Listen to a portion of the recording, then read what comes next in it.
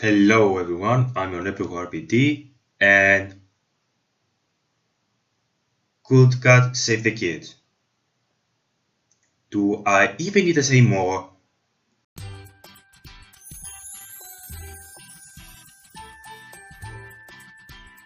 It's one of the worst kids movies ever made to try to tell a message but they fail miserably. And the movie was so horrible and he managed to make a name for himself. And especially for the creator, which I will get to that much later, and for many good reasons. But before I will talk about the movie, it's best to talk about the person who asked me to do the review in the first place. And that is Bob, aka Guestsheaux. For those who don't know who Guestsheaux is, he's an internet critic on YouTube reviewing kids movies, some other movies, comics, and a bunch of other stuff.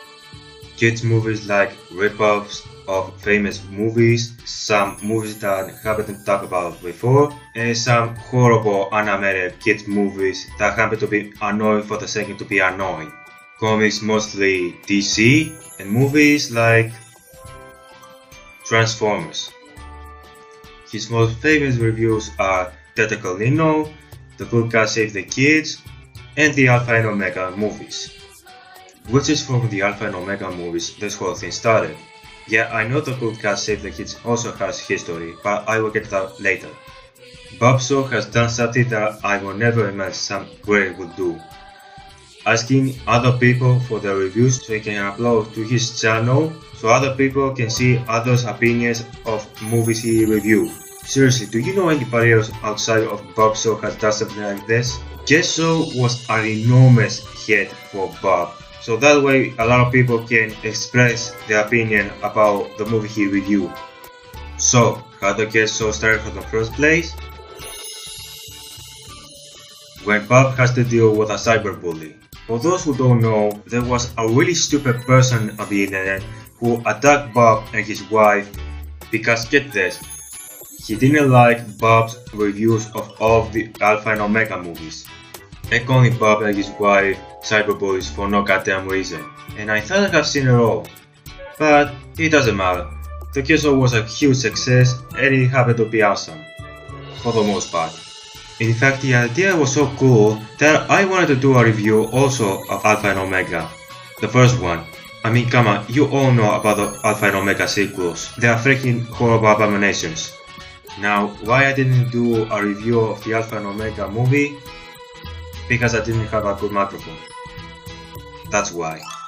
Also, my review of the first Alpha and Omega movie will be the same video of the Good God Save the Kids review. So don't stop the video after I finish my review of the Good God Save the Kids review. That's why it's a double review, so I can talk about both about these movies.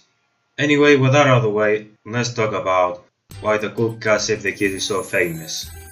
This whole thing has started with Guestsheaux, I Hate Everything, and some other people have started to review this movie, and the creator of this movie, which I prefer to call him Dirt Dick Softshit. Anyway, Mr. Softshit, with the help of YouTube, has started to attack I Hate Everything, Guestsheaux, and some others, because he didn't like not a single review of these people. Which, by the way, some of these people, especially I Hate Everything, have recommended people to see this movie for how hilariously bad it is. Which is something I really disagree, but whatever. Oh, this whole thing, Mr. Softshit and YouTube starting people reviews, it happened before the cyberbullying with this stupid hater trying to tell people that Guestsheaux and his wife are nothing but cyberbullies for stupid reasons. Now, with that out of the way, let's start the review. And let's cover the first problem with this movie, the opening with the title. First, why the main character dances like he's drunk? And why they put a very dull music? Seriously, listen.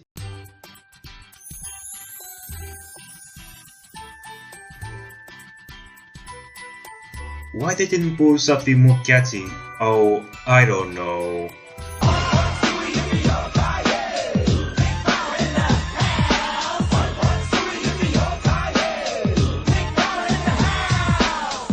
Also, I'm not even slightly impressed with all these magic tricks. Actually, a movie begins. This is a special news report. We have terrible news. Wait. Bullies have been picking on children everywhere, What? and it is tragic. Hey, there has to be what's a way going on? to stop the bullies. Wow. We're not even 5 minutes in this movie and I'm already confused and I literally spot my first problem. Yes people, this movie is going to be how we deal with bullies and I literally feel sick now. Now don't get me wrong, we need movies to teach us how we deal with bullies, but something tells me that this movie will not do the job right. Especially today. And your movie hasn't done a good job teaching you how to deal with bullies today when the bully problem is even worse than it was before, then your movie fails at so many levels. Speaking of which, if the problem with the police is so big, where the fuck is the police and even the army in that matter? Does nobody even think about, oh wait, I see where they're going with this. Also check out this girl with her incredible acting.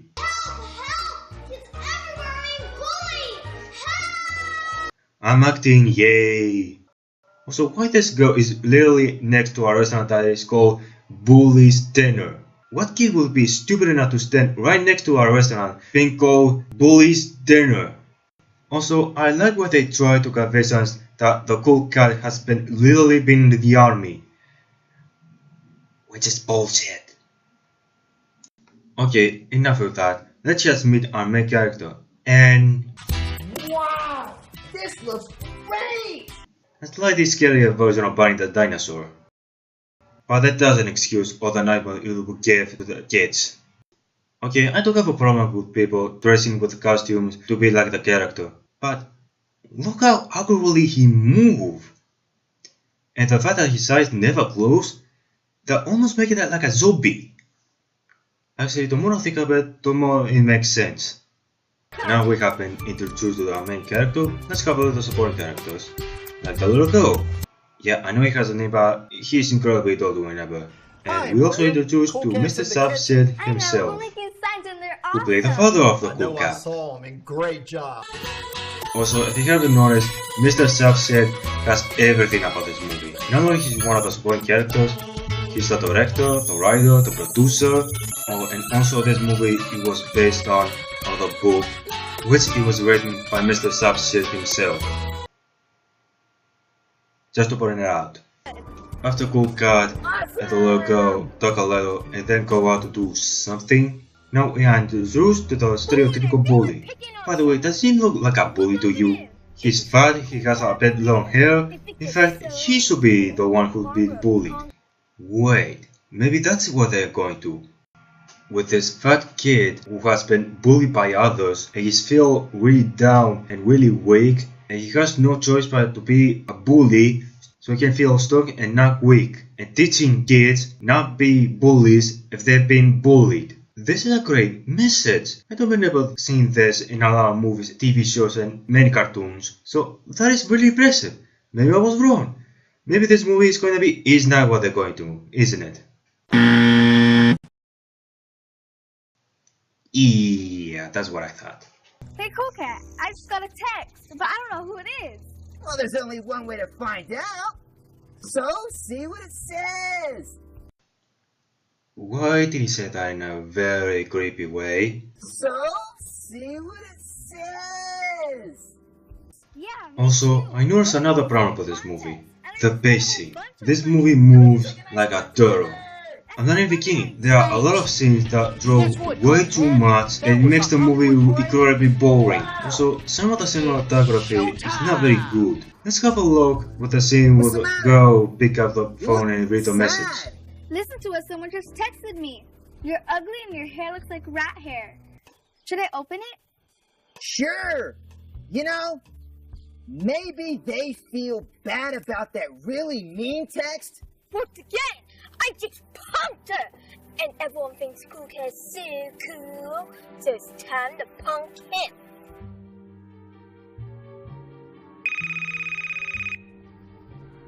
Hello, this is Cool Cat. Why did he call It's like the cameraman, it was the very first time he ever used a camera. Run away. And he's laughing. Also, why the cool cat doesn't do anything to stop the bully by bullying the little girl? He's going to complain this to his father, and now they try to figure out. And now I have managed to see an even creepier version of the Barney the Dinosaur. Hey, how about another glass Okay, of who milk? thought that this No, would be a thanks. good That was idea? just Taking the perfect. exact same costume, putting a lipstick, and actually, I'm not gonna waste any more time with this. Worst character ever, burn it with fire.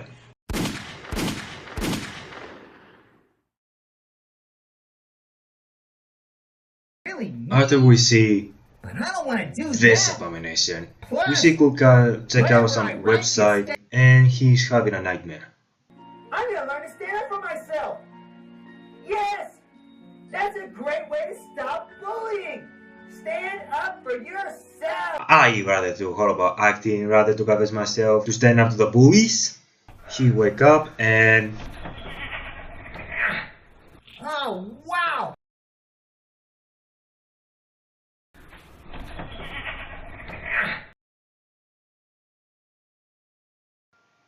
he is talking. Must be a Popso! After this abomination, we see Cool Cat going to Hollywood, talking with his parents, and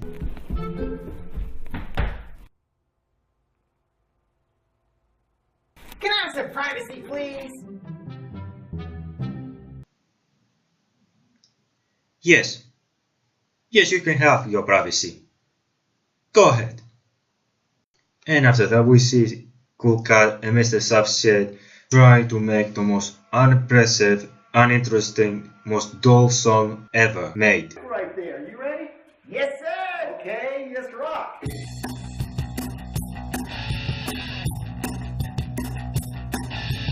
Cool cat likes to rock and roll.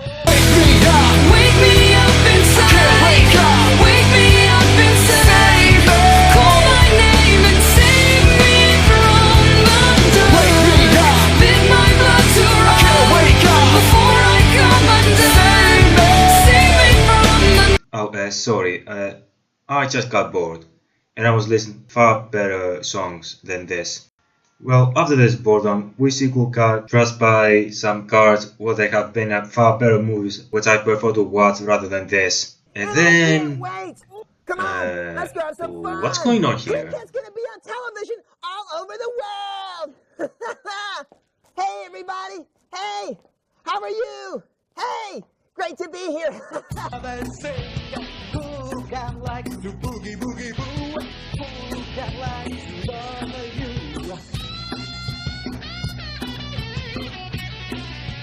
Cool Cat, the coolest cat in town.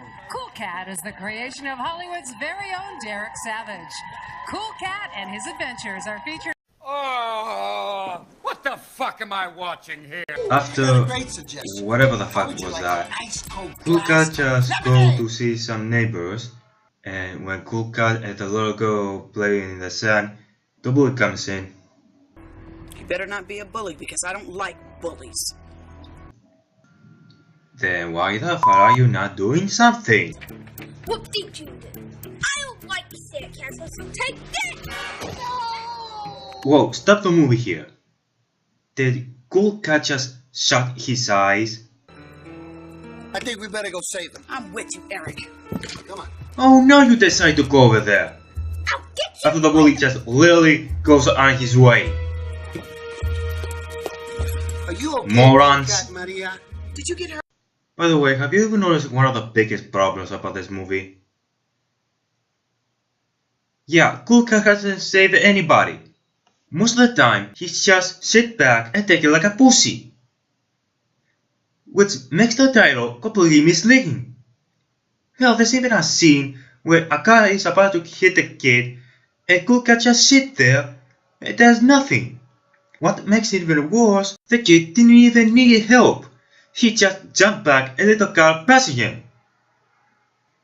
Which makes the Cool Cat completely pointless in this movie. If a movie is about standing up to bullies and our main character just stands there and does nothing, then this movie is a complete failure. Whoa, that was close.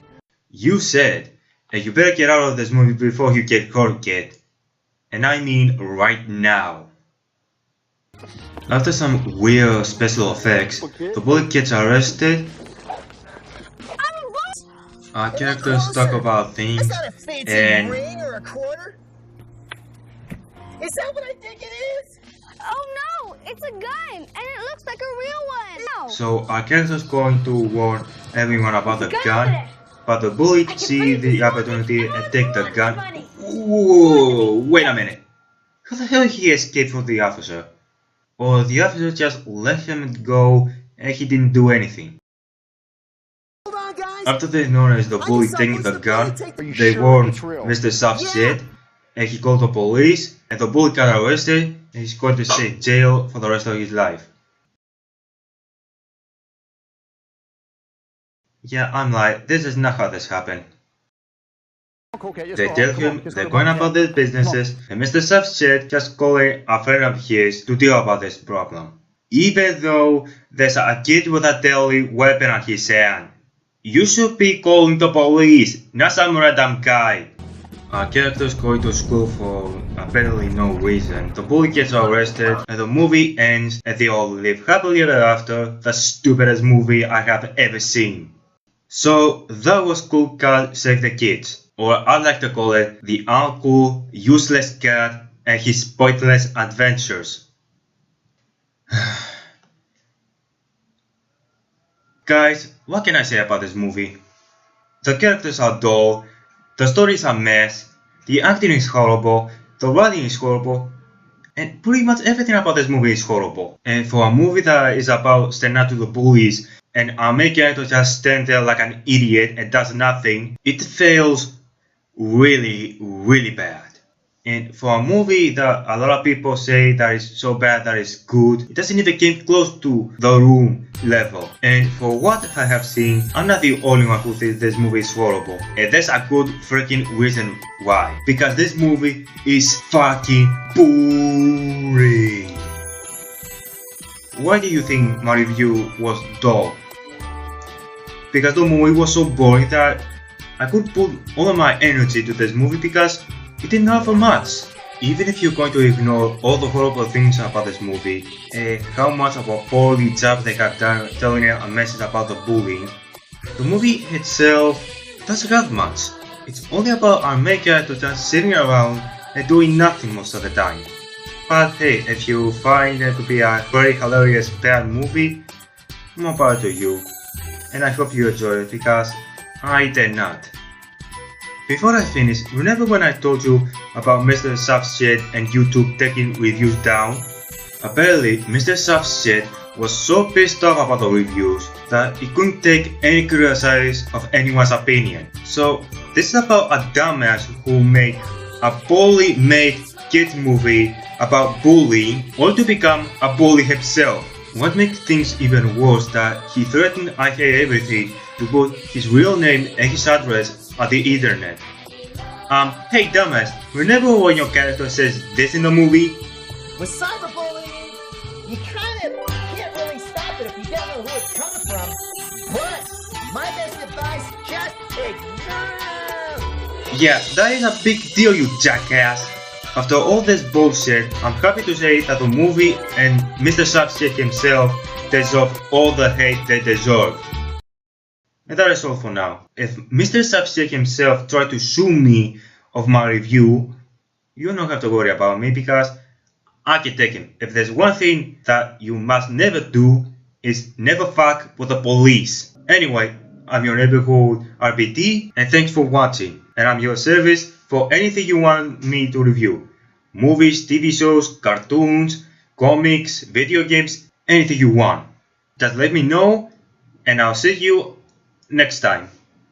Oh, and don't stop the review right now because after that you're going to see my review of Alpha and Omega, which is right now. Alpha and Omega is a 2010 3D animated romantic adventure comedy drama film directed by Anthony Bell and Ben Klunk. It's been produced by Slash Entertainment. I remember one day I have took this movie of the video store and I decided to watch it because I haven't seen this movie when it first came out, so I was really curious to see what it was about. And also I'm a really big fan of animated movies.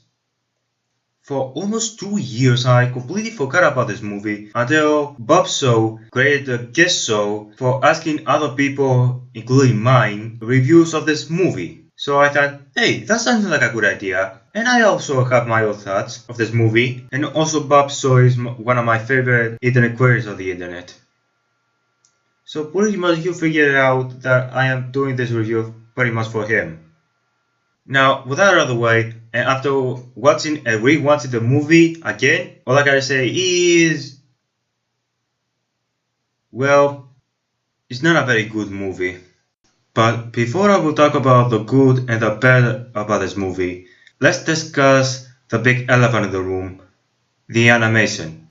For me personally, it's not bad and it's also not spectacular. It is not at the level bad of Normal the North.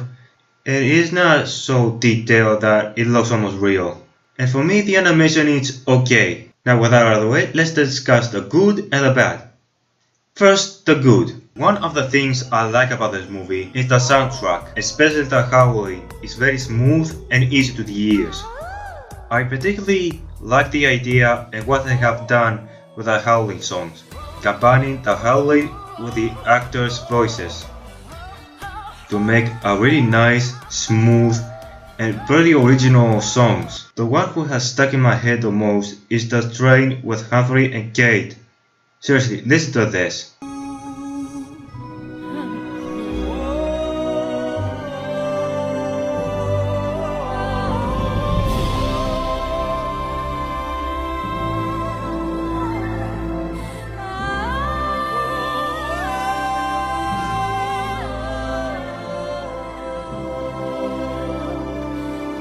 For me, that is awesome. Another thing that I like about this movie is Lily and Garth. Of all the characters of this movie, these two are the most memorable and overall, two of the best characters of this movie. I will talk about the rest, but let's just discuss these two for now. The relationship between these two characters felt natural, and by the end of the movie, you really felt that these two fell for each other. I don't know, there's something about these two that makes me want to like these characters.